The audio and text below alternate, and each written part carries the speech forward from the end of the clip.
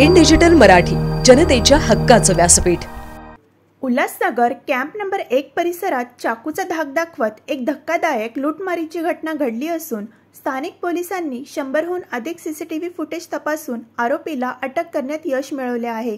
या घटनेमुळे शहरात काही काळ खळबळ उडाली होती। ही घटना शनिवारी 28 जून रोजी सायंकाळी 7:30च्या सुमारास घडली।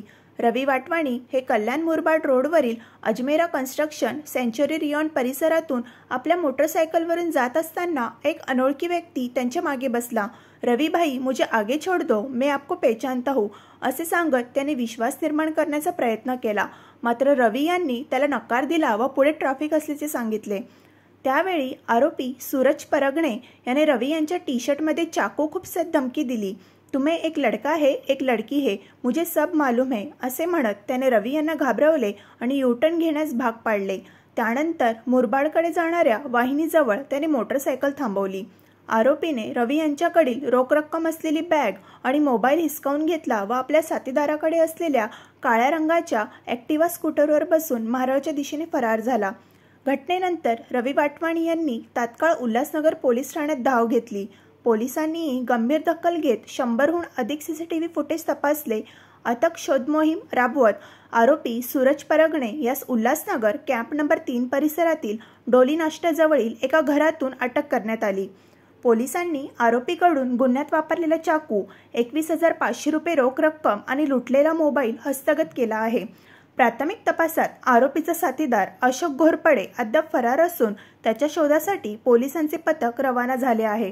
या कारवाईत पोलीस उपनिरीक्षक लहू सातपुते, सहाय्यक पोलीस उपनिरीक्षक मोहन श्रीवास यांच्या मार्गदर्शनाखाली हेड कॉन्स्टेबल जावेद मुलानी, सिद्धार्थ गायकवाड, अविनाश जाधव, भूषण खैरनार, संदीप सोनवणे, संदीप शेकडे आणि सुशील पाटील यांनी मोलाची भूमिका बजावली। उल्हासनगर पोलिसांची ही तत्पर आणि प्रभावी कारवाई स्थानिक नागरिकांकडून कौतुकास पात्र ठरली आहे। शहरात अशा प्रकारच्या गुन्ह्यांना आळा बसावा यासाठी पोलीस विभाग सजग असून नागरिकांनीही सतर्क राहण्याचे आवाहन करण्यात आले आहे। उल्हासनगर पोलीस स्टेशनला गुन्हा नंबर 652/25 याप्रमाणे जबरी चोरीचा गुन्हा दाखल होता। या गुन्ह्यामध्ये यातील फिर्यादी जो आहे रवी लालचंद वाटवानी, हा संध्याकाळी त्याचे जे सगळे कॅश कलेक्ट करून जात असताना त्याच्या बॅगेमध्ये ही सदरची कॅश होती। यातील आरोपी जो आहे त्या आरोपीने त्याला आवाज दिला की रवी मला या ठिकाणी सोड, असं म्हणून त्याच्याशी त्याच्या गाडीवर बसला।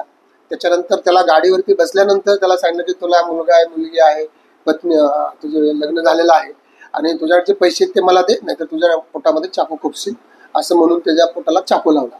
त्याच्यानंतर ते त्याच्याकडची जी बॅग आहे ते बॅग जबरदस्तीने काढून घेऊन त्याचा जो साथीदार बाजूला थांबलेला होता त्या साथीदाराच्या गाडीवरती बसून तो त्या ठिकाणाहून फरार झाला।